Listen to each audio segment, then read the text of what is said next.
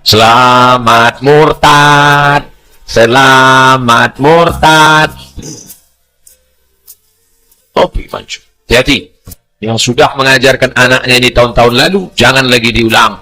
Yang ikut melakukan tradisi, man tashabbaha biqaumin, siapa yang ikut tradisi suatu kaum, fahuwa minhum, maka dia bagian dari kaum tersebut. Wa husyira yaumal qiyamati ma'ahum, nanti dia di akhirat akan dibangkitkan bersama kaum itu. Siapa yang ikut tradisi orang kafir, nanti dia mati dibangkitkan sama kaum kafir itu. Ada pernah Nabi mensyukuri nikmat umurnya? Pernah. Nabi ditanya, su'ila an shaumil isnin. Nabi ditanya tentang puasa hari Senin. Kenapa engkau puasa hari Senin ya Rasulullah? Apa jawab Nabi? Dzaka yauma wulidtu. Hari itu aku dilahirkan. Boleh bersyukur, apa pula salahnya? Tapi bukan mengikut tradisi orang. Ini acara lagu ulang tahun Isabella. Dia tak tahu. Isabella tahu kamu siapa? Enggak. Itulah yang paling kejam dulu, membunuh orang Islam, masa lalu yang hitam. Lalu kemudian orang Islam yang dipaksa murtad itu dipasangkan topi panjang kerucut ke atas. Siapa saja orang Islam yang murtad, nauzubillah, nauzubillah, nauzubillah, diambil topi panjang ke atas, pasang kerucut ke atas. Namanya San Benito. Itulah yang sekarang dipakaikan ibu-ibu untuk anaknya. Happy birthday to you. Jangan pasangkan topi tajam ke kepala anak-anak kita, karena kita tak tahu sejarahnya. Jangan tiup-tiup lilin, karena sedang ikut tradisi orang Majusi. Orang Majusi kalau berdoa tiup api, sembah api. Nah, minta untuk setahun ke depan ya, pejamkan mata. Apa doamu di masa akan datang? Minta apa tadi? Laptop. Bulan depan istrinya pula ulang tahun. Apa tadi? Tas kulit. Bulan depan suaminya pula ulang tahun. Apa tadi? Ada deh.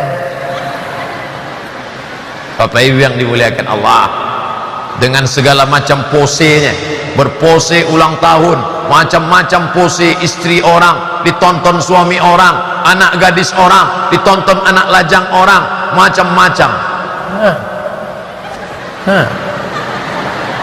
Ini kok bisa begini, ini umat Islam.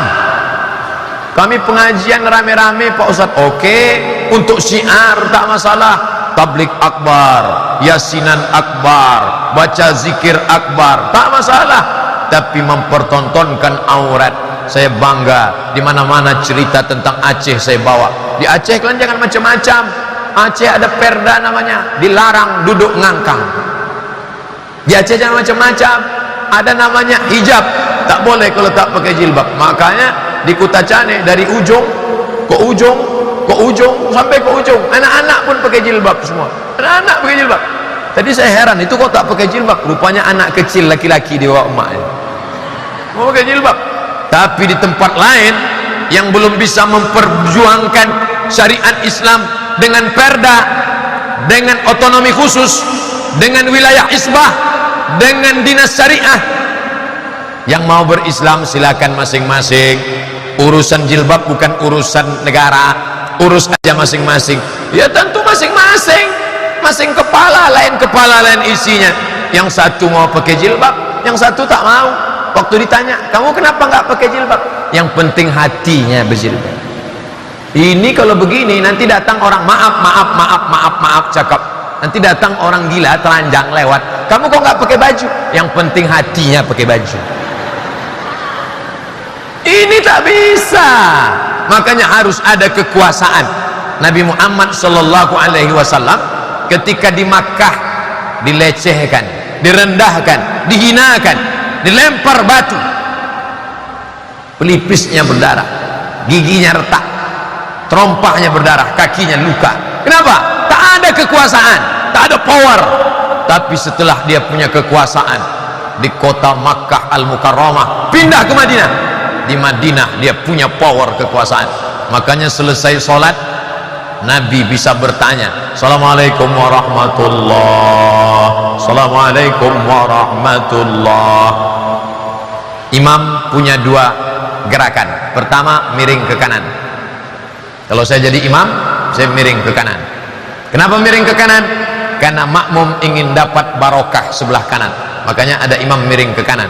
Tapi hadis Sahih Bukhari, imam menghadap ke jamaah. Kenapa imam menghadap ke jamaah? Dulu imam kalau menghadap ke jamaah itu mau cek, periksa satu-satu. Sekarang banyak imam yang menghadap ke jamaah dia nunduk, dia grogi, makmumnya melotot. Nabi dulu kalau menghadap ke jamaah, Nabi tanya, asyhadun fulan, asyhadun fulan, asyhadun fulan, mana si fulan, mana si fulan, mana si fulan, ngapa tak datang sholat berjamaah? Layan tayanna, mereka yang sholat di rumah jangan ulang lagi. Siapa yang sholat di rumah, la uharriqanna alaihim buyutahum, akan kubakar rumah mereka. Siapa yang sholat di rumah, kubakar rumah mereka, kata Nabi. Kalau hidup Nabi sekarang bertambah titik api, saking banyaknya rumah yang terbakar. Tapi selama di kota Makkah tidak ada Nabi sholat berjamaah di samping Ka'bah. Tak ada kekuasaan. Abu Jahal mengejek, Abu Lahab. Tapi ketika ada kekuasaan di tanganmu, pakai menolong agama Allah subhanahu wa ta'ala. Kekuasaan UPTD, kekuasaan wilayah Hizbah, kekuasaan dinas syariah, kekuasaan perda syariah, kekuasaan ini harus tetap dijaga. Karena kalau tidak, kalau diserahkan ke masing-masing, jilbabnya pun masing-masing. Ada yang jilbab namanya jilbab pasrah tapi tak rela. Ibu-ibu belum pernah melihat ini di Kutacani, karena di sini semuanya dikawal. Tapi di tempat lain jilbab pasrah tapi tak rela. Gimana modelnya Pak Ustadz? Belakang tertutup, muka tuh. Anak kita pun nanya, ma, itu kok gitu modelnya? Iya. Kok ujungnya ada pirang-pirangnya? Kena kuncing kuda. Tidak akan terjadi di bumi Nanggro Darussalam. Apa? Celana sempit, takkan ada. Semuanya pakai 3, gamis, baju kurung, baju panjang, baju panjang, gamis, baju kurung, tertutup semua. Kurung, mengurung lutut, mengurung kaki. Yang nampak hanya 2. Innal mar'ata, perempuan, la yasluh laha an yura minha, tak boleh nampak dari tubuhnya, illa hadza, wajah, wa hadza, tapak tangan, zahiruha wa batinuha, ini boleh, ini boleh. 1, 2, 3 nampak, yang lain tutup. Di tempat lain tertutup tapi sempit sampai menjerit paha. Sempit, kecil, kecil ujung kaki, legging namanya. Mbak, ini celana anak kecil atau orang dewasa? Ini untuk orang dewasa, Pak. Loh, kok kecil sekali? Bapak jadul. Ini Pak karet, dia dipakai bisa melar walaupun kaki itu sebesar batang kelapa. Dokter sudah ngasih tahu, jangan pakai celana sempit karena berpengaruh pada peredaran darah, nanti sakit kulit. Tapi orang kita ini prinsip hidupnya biar sakit asal gaya. Nih, orang tuanya mana? Kenapa diam? Awalnya memang takut, karena takut ditangkap wilayah Hizbah, karena takut dikontrol pemerintah. Tapi lama-lama akan masuk ke hati, beramal sesuai dengan suruh tunjuk perintah Allah subhanahu wa ta'ala. Ini akan menyelamatkan negeri ini. Dari bawah umat ini disadarkan dengan ceramah. Ustadz-ustadz yang diundang kemari luar biasa. Ustadz Maulana sudah datang, Ustadz Ali Jaber dari Madinah langsung kemari. Ustadz-ustadz ngetop sudah diundang semua kemari. Baru yang kurang ngetop ini sekarang. Semua datang kemari. Untuk apa? Untuk apa ustadz-ustadz ini didatangkan ke Masjid Taqwa? Dari bawah diingatkan dengan ceramah, tausiah, khutbah, pengajian. Dari atas diingatkan dengan aturan, perda, undang-undang. Maka tidak mempan lagi calon bupati, calon wali kota, calon anggota legislatif, anggota DPR datang merayu jamaah, jual iming-iming karpet. Nggak laku. Bawa karpet 2 gulung. Bapak Ibu pilih saya ya, nanti kalau saya menang saya kasih tambahan. Ini DP-nya. Kalau saya kalah, yang ini saya jemput lagi. Tak mampan. Kalau bapak mau nolong kami, jangan beri kami karpet. Karpet kami sudah mahal, bagus. Jangan beri kami kipas AC, kami sudah mantap. Tapi perjuangkan hak-hak beragama kami di negeri ini, maka akan bertahan. Karena doa kita pertama kepada Allah, Allahumma inna nas'aluka salamatan fiddin. Man nama, siapa yang tidur walam yusalli, sampai enggak sholat subuh, balas syaitanu fi udhunih, setan kencing di telinganya. Untung Allah masih sayang, sehingga Allah yang Rahman, yang Rahim, ya Arhamar Rahimin tidak memperlihatkan mana tadi yang sholat subuh, mana yang tidak, semuanya sama. Tapi andai Allah tidak sayang, dia perlihatkan langsung tertulis WCS, WC setan. Kebahagiaan orang diukur dengan latar belakangnya, tapi kebahagiaan orang beriman adalah kapan? Nanti, yang hakiki, yang sebenarnya, yang tidak akan putus untuk selamanya. Wujuhu yawma idzin nadirah. Saat itu wajah berkilau cahaya. Kenapa wajah berkilau cahaya? Ila rabbiha nadirah, karena wajahnya memandang yang maha mulia. Siapa dia? Allah subhanahu wa ta'ala. Jamaah ngirim WA ke saya, Ustaz, saya lihat wajah Ustaz berkilau cahaya. Kenapa ya Ustaz? Engkau tidak tahu ada 6 lampu di depan. Satu, menuju kebahagiaan yang hakiki. Bersatu, kitalah yang paling mungkin untuk bersatu. Kenapa demikian? Pertama, Tuhannya berapa? Qul huwallahu ahad. Tentu kelanjutan itu hafal semua. Allahus samad. Qul huwallahu ahad, Allah esa, tunggal, tidak berbilang. Labbaik Allahumma labbaik, labbaika la syarika laka labbaik. Tidak ada sekutu bagimu, Allah saja, tidak ada yang lain. Allahnya satu. Kiblatnya berapa? Kiblatnya satu. Fawalli wajhaka syatral masjidil haram. Bahasa yang dipakai dalam sholat berapa? Satu. Ada orang sholat pakai bahasa selain Arab? Tidak ada. Kalau ada, berarti dia sudah masuk penistaan agama. Tidak boleh.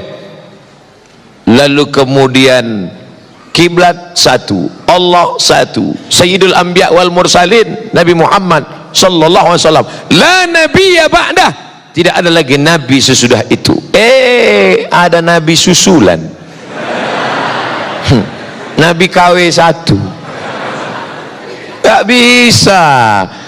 Tapi cerdasnya bapak-bapak kepolisian, yang ngaku nabi ditangkap, yang ngaku Jibril pun ditangkap, dikonfrontir. Kamu ngaku Jibril? Iya. Kamu ngaku nabi? Iya. Nabi dapat wahyu dari siapa? Dari Jibril. Jibril pernah ngasih wahyu ke Nabi? Enggak. Nabi pernah dapat wahyu dari Jibril? Enggak. Tangkap. Oleh sebab itu maka amat sangat mungkin kita bersatu. Jerman pakai bahasa Jerman, Prancis pakai bahasa Prancis, Portugis pakai bahasa Portugal. Mereka dengan berbagai macam bahasa, dengan berbagai macam agama, tapi bisa mewujudkan satu mata uang. Itulah dia euro. Euro Pak Ustadz, terserah. Yang penting satu mata uang. Maka kita amat sangat bisa bersatu seperti yang dipakai pada zaman Nabi Muhammad sallallahu alaihi wasallam. Dinar dan dirham.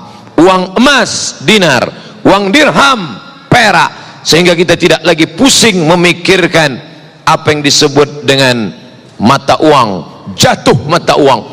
Ketika kami mendapat beasiswa ke Al-Azhar Mesir tahun 1998, bersyukur, alhamdulillah dapat beasiswa. Tapi di saat itu melambung $1 yang awalnya 2.500 menjadi 17.000.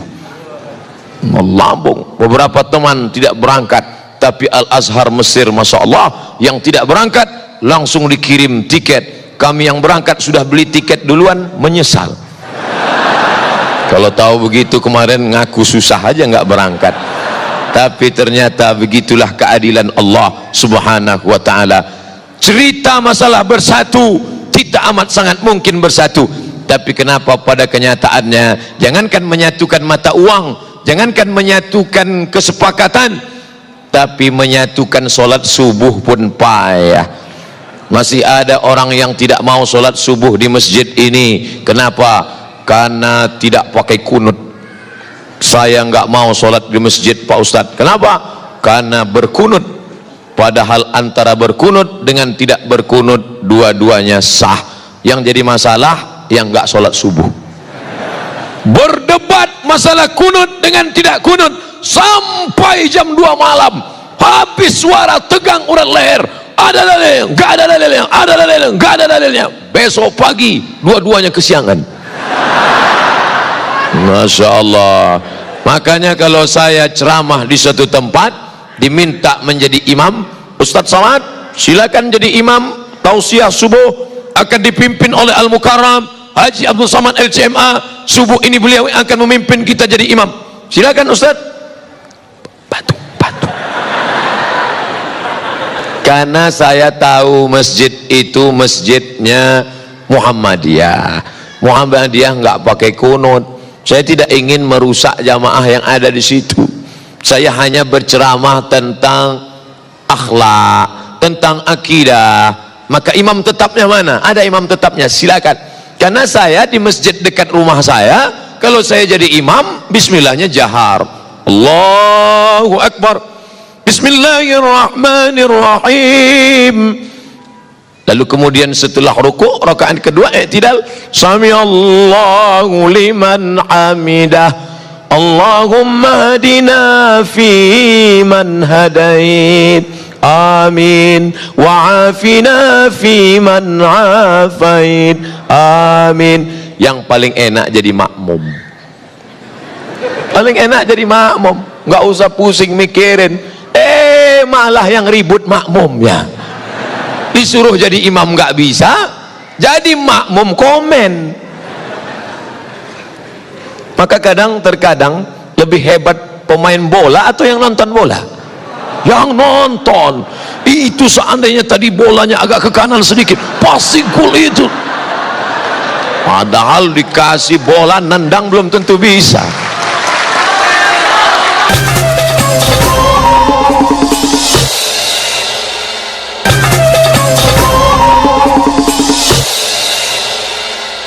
Nabinya kan satu. Iya. Loh, kok bisa ada mazhab Hanafi, ada mazhab Maliki, ada mazhab Syafi'i, ada mazhab Hambali? Riwayatnya banyak, Mas. Saya nggak mau ikut Imam Syafi'i, saya nggak mau ikut Imam Hanafi, saya nggak mau ikut Imam Maliki. Saya maunya langsung kepada Sahih Al-Bukhari. Langsung aja ke Sahih Bukhari. Oh, gitu ya? Iya. Jadi Sahih Bukhari itu siapa yang punya? Pokoknya Bukhari. Bukhari itu nama kampung, namanya Bukhara. Orang Bukhara disebut Al-Bukhari, orang Makkah disebut Al-Makki, orang Madinah disebut Al-Madani, orang Mesir disebut Al-Misri, orang Bukhara disebut Al-Bukhari, orang Bandung disebut Al-Bandungi. Nah, itu nama negeri asalnya. Sedangkan nama dia Muhammad bin Ismail bin Ibrahim bin Al-Mughirah bin Bardisbah Al-Bukhari. Dia punya guru. Siapa nama gurunya? Ahmad bin Hambal, meninggal 241. Ahmad bin Hambal punya guru. Siapa gurunya? Muhammad bin Idris Asy-Syafi'i. Imam Syafi'i. Syafi'i punya guru. Siapa namanya? Imam Malik bin Anas Maliki. Itu artinya kamu sama dengan mengatakan saya maunya ikut Ustadz Somad, nggak mau ikut Habib Ahmad Al-Kaf. Padahal Abdul Somad banyak belajar dari Habib Ahmad Al-Kaf. Kapan Ustadz belajar? dari TV One. Saya nggak punya sanad langsung. Alhamdulillah dipertemukan Allah, bisa berjumpa, bisa bertatap muka. Selama ini hanya melihat beliau saja, hanya mendengarkan tausiahnya. Itulah gunanya silaturahim di alam nyata, jangan hanya di alam gaib terus. Ternyata Imam Bukhari berguru kepada Imam Ahmad bin Hanbal Hambali, berguru kepada Muhammad bin Idris Asy-Syafi'i, berguru kepada Malik bin Anas Maliki. Mereka punya silsilah ke atas. Oh, bulan. Maka kita mesti belajar. Saya nggak mau ikut ulama, saya maunya langsung ke Quran, baca Quran langsung. Ulama ini manusia, mungkin saja salah, mungkin saja keliru. Ngapain ikut ulama? Saya mau langsungnya ke Quran saja. Buka Quran kamu, coba baca ayat fi qulubihim maradun. Apa artinya? Sebentar ya Ustaz, saya lihat terjemah dulu. Yang nerjemah itu siapa? Ulama, Kementerian Agama, Departemen Agama, disusun oleh para ulama. Tapi katanya nggak mau ikut ulama, kecuali yang ini. Kita semua ngikut ulama, betul? Yang nggak boleh itu hanya mazhab Syafi'i saja yang benar, lain daripada ini salah, masuk neraka jahanam. Surga itu isinya saya, istri saya, mertua saya, guru saya. Lawang surga itu luas sekali. Wasari'u ila maghfiratin min rabbikum, bersegeralah pada ampunan Rabbmu, wa jannatin, surga, arduhas samawat, luasnya seluas langit, wal ard, seluas bumi. Langit tak terbatas, bumi 7 lapis ke bawah, lebih luas lagi surga. Surga luas sekali, ngapain kamu kapling? Yang penting passwordnya sama, asyhadu an la ilaha illallah wa asyhadu anna muhammadan rasulullah. Saya satu majlis dengan Habib Syekh, majlis solawatan. Habib Syekh solawat, saya tausiah. Habis itu Habib Syekh di sela-sela solawat, beliau tausiah pendek.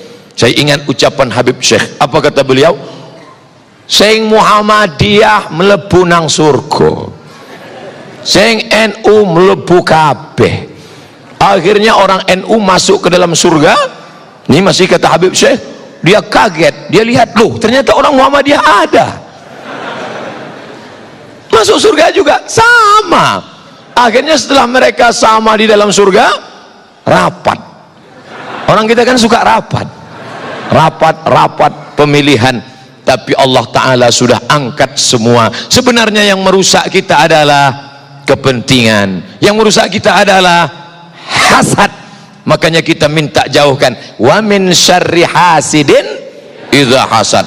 Ada Persis, Persatuan Islam, ada Al-Wasliyah di Sumatera Utara, ada NW Nahdlatul Watan di Nusa Tenggara Barat, ada Nahdlatul Ulama Mbah Hasyim Asy'ari dari Jombang, ada Muhammadiyah Kiai Haji Ahmad Dahlan, ada Perti, Persatuan Tarbiyah Islamiyah dari Sumatera Barat. Semua ini adalah kendaraan organisasi sosial kemasyarakatan yang bergerak di bidang dakwah, di bidang pendidikan, di bidang kesehatan, di bidang dakwah. Punya lembaga dakwah ke desa-desa tertinggal, punya pendidikan, punya sekolah pondok pesantren, bergedang di bidang kesehatan, ada rumah sakitnya.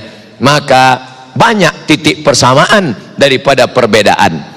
Nahdlatul Watan, Nahdlatul Ulama, Persis, Perti, Al-Wasliyah, Al-Irsyad, Muhammadiyah, semuanya sepakat bahwa sholat subuh itu wajib.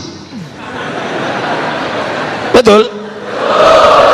Tolong sebutkan satu ormas yang mengatakan sholat subuh sunat muakkad. Kalau ada, saya mau ikut. Gak ada, semuanya sholat berjamaah. Ada Pak Ustadz yang mengatakan sholat nggak wajib. Terus gimana? Namanya mazhab eling. As-salatu khairum minan naum. Mas, nggak sholat, eling aja. Sudah cukup, ini bukan ahlus sunnah wal jamaah. Lalu apa namanya? Ahlun naum wal kasal, orang yang suka tidur dan malas. Man nama, siapa yang tidur walam yusalli, sampai enggak sholat subuh, balas syaitanu fi udhunih, setan kencing di telinganya. Untung Allah masih sayang, sehingga Allah yang Rahman yang Rahim ya Arhamar Rahimin tidak memperlihatkan mana tadi yang sholat subuh, mana yang tidak, semuanya sama. Tapi andai Allah tidak sayang, dia perlihatkan langsung tertulis WCS, WC setan. Sedangkan WC manusia aja bau setan, apalagi WC setan. Nggak mungkin bau manusia. Ustadz dari tadi kok mandangnya ke sana, mandangnya ke sana, kenapa tidak melihat ke depan? Saya takut terjadi fitnah. Padahal ceramahnya tidak tentang sedih, kenapa dikasih tisu? Rupanya keringat. Oh, baru saya tahu. Allahu Akbar itu diteriakkan waktu mau perang, bukan waktu ustadz ngelap keringat.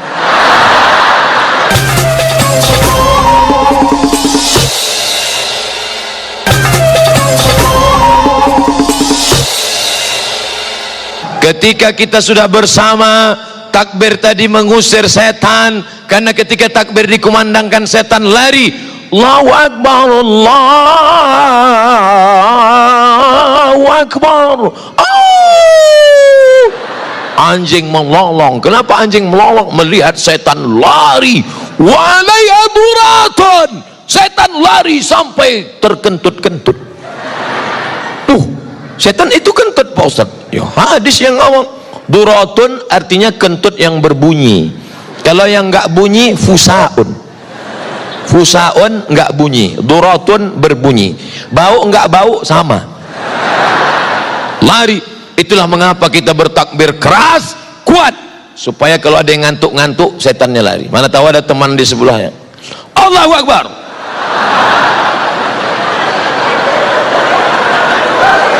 Allahu Akbar. Lari setan. Mana ada ustadz baca ruqyah pelan-pelan. Allahu la ilaha illa huwal hayyul qayyum la ta'khudhuhu sinatun wa la nawm. Bacanya kuat. Allahu la ilaha illa huwal hayyul qayyum la ta'khudhuhu sinatun wa la nawm. Inna syaitan, sesungguhnya setan qad ya'isa an ya'budahul musallun. Setan sudah putus asa menggoda orang yang sholat. Kalau setan melihat orang sholat, dia tidak lagi goda orang itu. Hai orang yang sholat, sembah aku. Hai orang yang sholat, sembah aku. Hai orang yang sholat, sembah aku. Qad ya'isa, dia sudah putus asa. Lalu orang yang sholat itu dia goda apa? Walakin fit tahrish, dimasukkannya ke dalam hati orang yang sholat itu berikhtilaf, berkelahi, bertikai, berkonflik, permusuhan di dalam hati orang yang sholat. Betul? Jangan heran satu masjid, satu shop. Kenapa satu shop? Memang masjid itu nggak pernah lebih dari satu shop. Satu masjid, imamnya sama, shopnya sama, tapi kelahi. Orang kalau mau masuk masjid itu langsung sholat, sebelah kanan penuh, sebelah kiri, kiri kanan penuh, shop belakang. Ini orang kalau masuk masjid ngelihat dulu, si anu sebelah mana ya? Dia sebelah kanan, saya sebelah kiri. Dia kiri, saya di kanan. Akhirnya sampai suatu hari lupa masbuk, mau cepat-cepat, Allahu Akbar, rupanya dia di sebelah. Yang kamu pertahankan itu ego sombong kamu. Apa yang membuat kamu berkelahi? Makanya jelas dikatakan la yadkhulul jannah, tidak masuk surga. Siapa itu? Qati'ur rahim, orang yang memutus tali silaturahim. Semua yang hadir ini datang niatnya dua. Satu, silaturahim. Dua, ukhuwah islamiyah. Saya dengan bapak nggak ada hubungan silaturahim. Karena yang namanya silaturahim kakek saya satu, kakek punya anak dua, anaknya punya anak lagi, antara cucu dengan cucu itu satu rahim karena nenek mereka dulu satu. Tapi antara saya dengan bapak ibu di Bandung beda. Saya orang Melayu dari Sumatera, bapak ibu orang Sunda. Kumaha atuh dama? Jangan panjang-panjang, saya ngerti itu aja. Kita nggak ada hubungan. Tapi kalau diurut ke atas, ternyata kita masih satu rahim, yaitu rahim Hawa, istrinya Adam alaihissalam. Keturunan Adam kan? Sama. Ada yang sekarang ngaku nggak keturunan Adam, kata dia keturunan monyet. Makanya nggak mau silaturahim. Semuanya kita ini dari Adam. Kullukum min Adam. Semua dari Adam. Wa Adam min turab. Adam dari tanah. Maka lihat asal kejadianmu, kau tidak akan sombong, kau akan bersatu untuk selamanya. Adapun perbedaan-perbedaan, Ustaz, jadi kita dari tanah. Iya, teman saya itu kok selalunya mau bertikai saja. Mungkin dia dari tanah juga, cuman tanah sengketa. Apa yang dimuliakan Allah Subhanahu wa ta'ala, apapun alirannya, apapun ormasnya, apapun partainya, asyhadu an la ilaha illallah wa asyhadu anna muhammadan rasulullah. Lalu bagaimana dengan kami?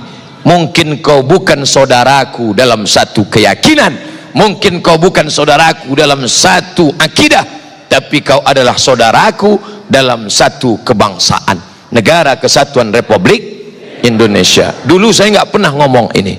Kenapa? Karena yang saya pahami kalau saya ceramah itu yang dengar orang Islam semua. Tapi ternyata ada saudara kita yang mendengar melalui internet. Dia tersinggung, loh kami kok nggak disebut? Ya salah sendiri, kenapa nggak masuk ke masjid? Bapak Ibu yang dimuliakan Allah Subhanahu wa ta'ala, maka kita bersama bersatu. Selama di Bandung tidak satu pun ada yang bertanya kepada saya, Ustadz NU apa Muhammadiyah? Nggak ada yang nanya sama saya. Sampai akhirnya saya ceramah ke suatu tempat, Ustadz dari ormas mana? Ya saya ormasnya banyak, macam-macam, karena saya memahami itu adalah kendaraan, itu adalah wasilah, itu adalah jalan. Maka kita ini semua akan masuk ke dalam surga Allah dengan syarat menjadi umat Muhammad sallallahu alaihi wasallam. Lalu kemudian kebahagiaan hakiki, kebenaran hakiki, kapan baru kita rasakan? Seorang petani akan merasa bahagia kapan? Ketika padi sudah mulai menguning, bahagia. Seorang pedagang kapan? Ketika orang ramai. Pedagang kalau sudah ngelihat ramai begini, wah ini kalau jualan laku nih. Politikus kalau ngelihat ramai begini, wah ini 2 kursi nih. Kebahagiaan orang diukur dengan latar belakangnya. Tapi kebahagiaan orang beriman adalah kapan? Nanti yang hakiki, yang sebenarnya, yang tidak akan putus untuk selamanya. Wujuhu yawma idzin nadhirah. Saat itu wajah berkilau cahaya. Kenapa wajah berkilau cahaya? Ila rabbiha nadhirah. Karena wajahnya memandang yang maha mulia. Siapa dia? Allah Subhanahu wa ta'ala. Jamaah ngirim WA ke saya, Ustadz saya lihat wajah Ustadz berkilau cahaya. Kenapa ya Ustadz? Engkau tidak tahu ada 6 lampu di depan.